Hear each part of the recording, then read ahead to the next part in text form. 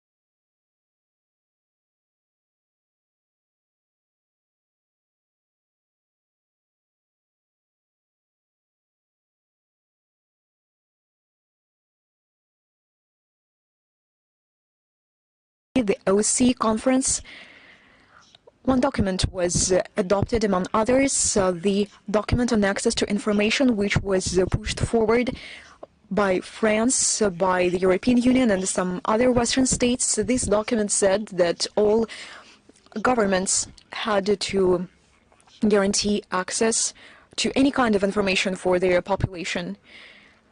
Information generated inside the state and information coming from abroad.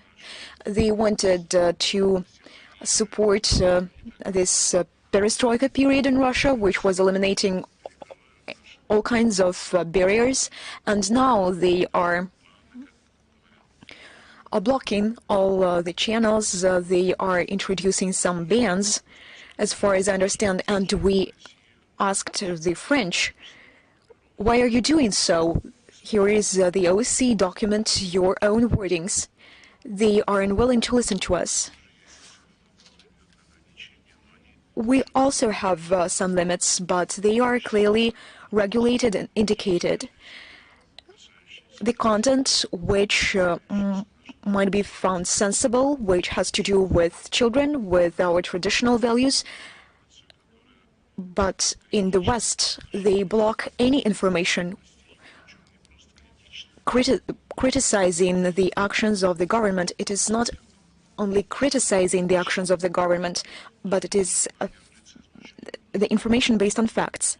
This fact-checking, I understand that these words of the English origin, it is difficult to replace them.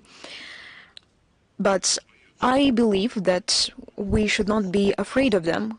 Let them come, let them see and listen. Here we have some foreign journalists, and someone can't come, isn't it? No, we are open for everyone. Their news agencies, they do not allow their journalists to come from Germany and from France. And why they are here? They are working here.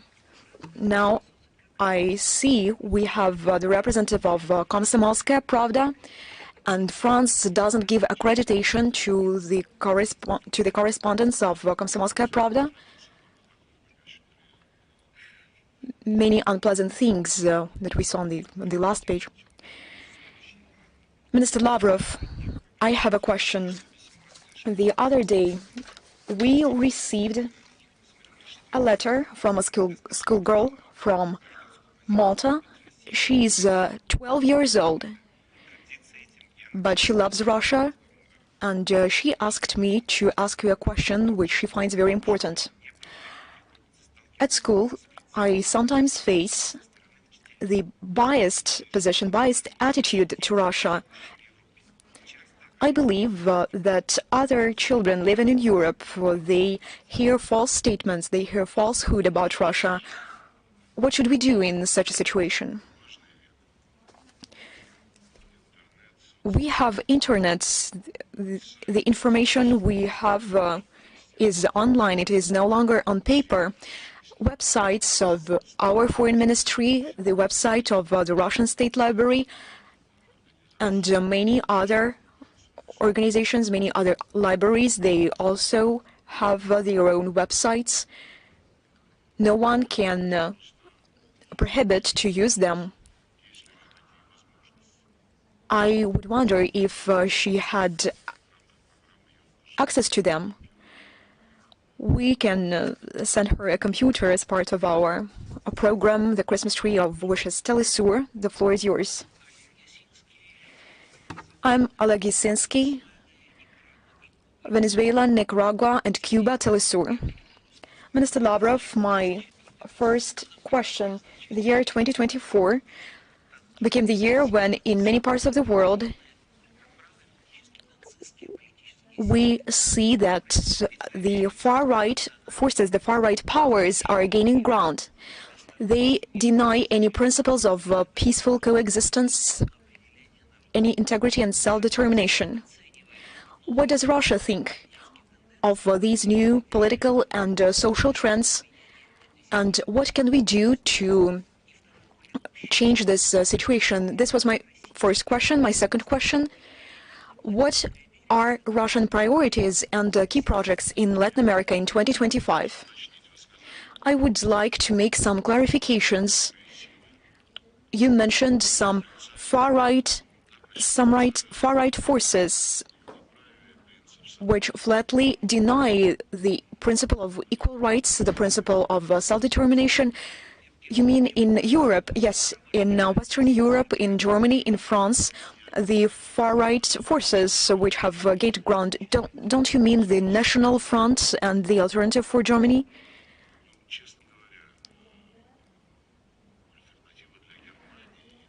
Frankly speaking, the National Front and the Alternative for Germany, these are systemic parties. They are the part of the parliament.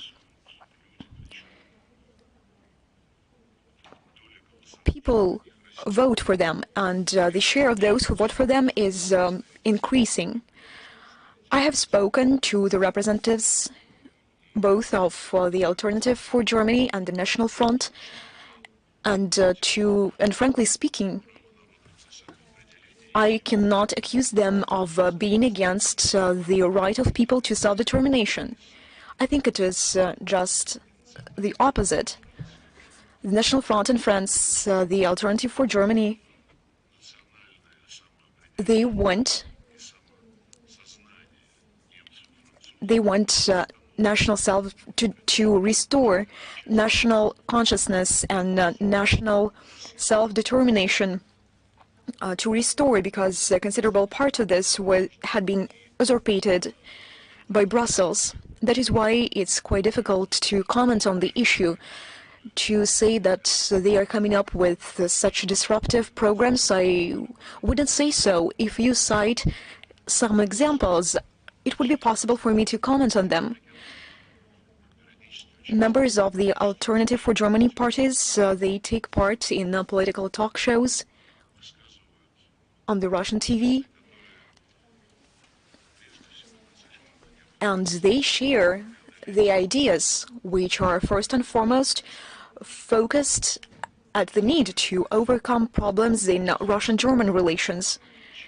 They discuss well-known facts which have been known for many decades and for many centuries.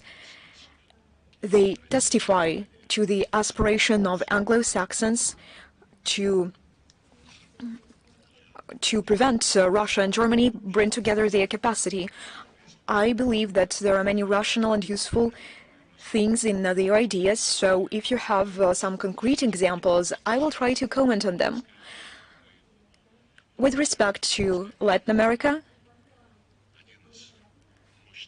we consider Latin America as one of powerful poles of this emerging multipolar world order. We have multidimensional of relations with almost all Latin American states, with our friends from Brazil. Apart from bilateral formats, we also cooperate within BRICS. And we handed our chairship in BRICS over to Brazil. No doubt that this is a promising direction. With Brazil, we have a military, technical, economic agenda. In Argentina, our embassy is functioning quite actively. We are trying to establish a relationship with the new president, with his team, to understand what potential capabilities we have there.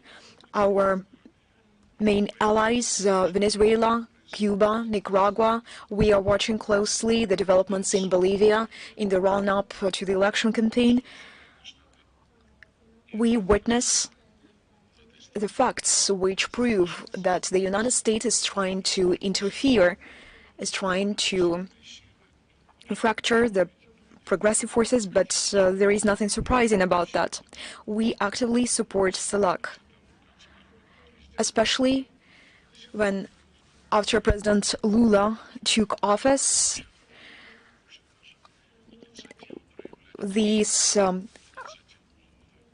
CELAC gained the second wind, and they are willing to develop alternative payment platforms which would reduce the dependence on the abuse of dollar position on a global market. With Mercosur, we also have relations with them.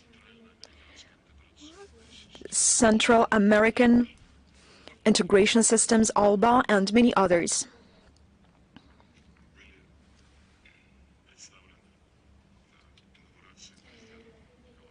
At the inauguration ceremony of Nicolas Maduro, we were also presented there. Volodin had good negotiations with Mr. President.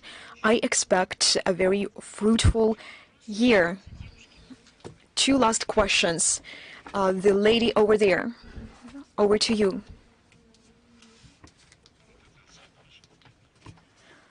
This is how one can have your attention.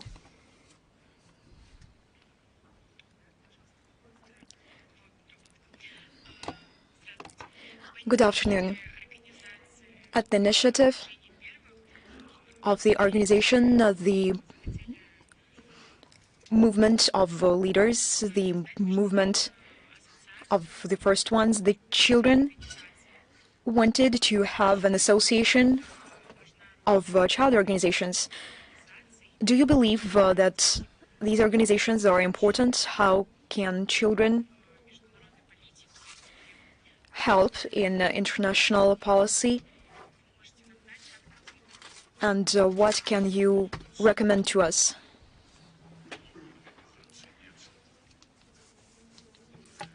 You know, we have a good number of child organizations that revive and adapt our previous... Октябрятский, комсомольский, к новым реалиям. Я считаю, что это очень полезно. Я с наслаждением вспоминаю свои и пионерские, и комсомольские годы. Вот, причем, может быть, это пригодится. Особенно тепло вспоминаю практические занятия, скажем, поездка на картошку, куда-то там походы, организация концертов, капустники. Вот все то, что сплачивает коллектив. Помимо серьезной работы, конечно, нужны и не лекции, а вот то, что сейчас называют в школах разговоры о важном. Это нужно обязательно.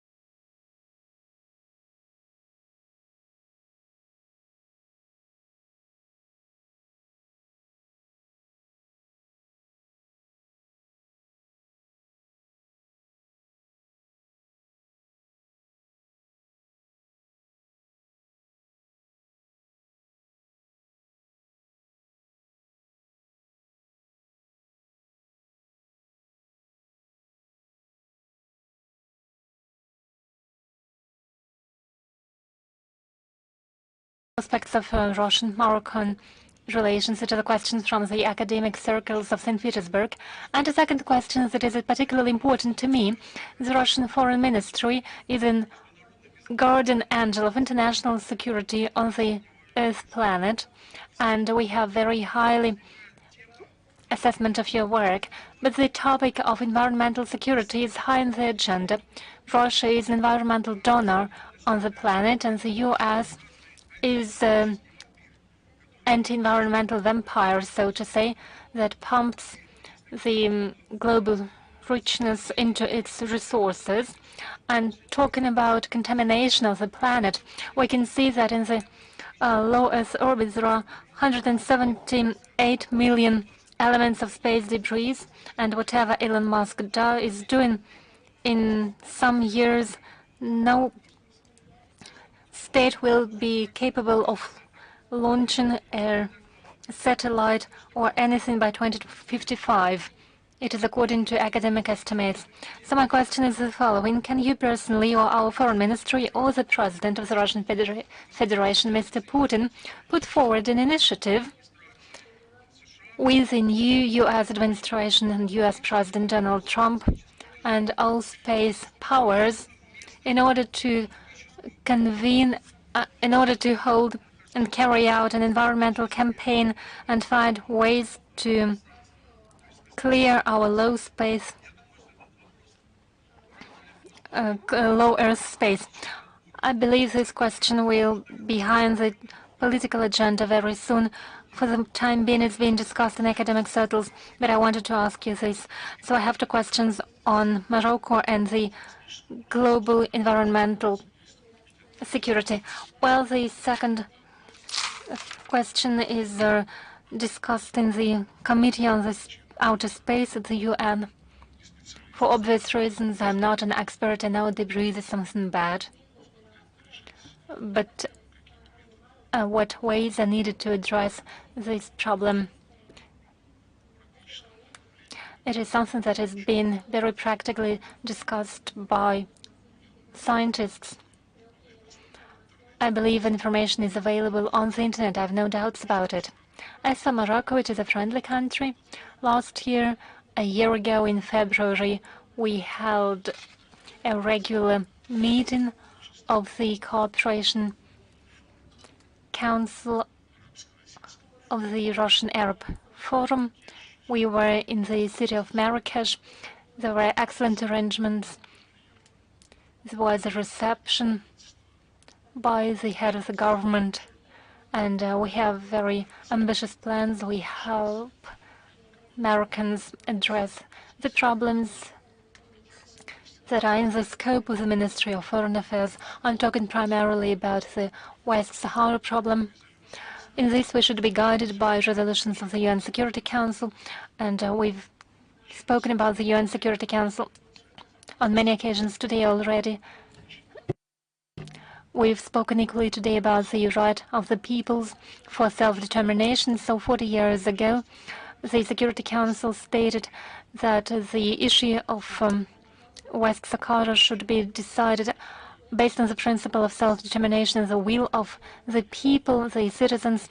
Back at the time, I was representative. I was working in the UN, and I had a friend, Jim Baker, a former Secretary of State of the United States, and he even proposed some maps, some plans, specific plans, how the elders would participate in the decision-making process. 40 years on, nothing has changed. There's been no progress. It is a difficult issue for the peoples of Morocco. Then, when Trump was first elected as U.S. president, they adopted a decree that West Sahara is Morocco.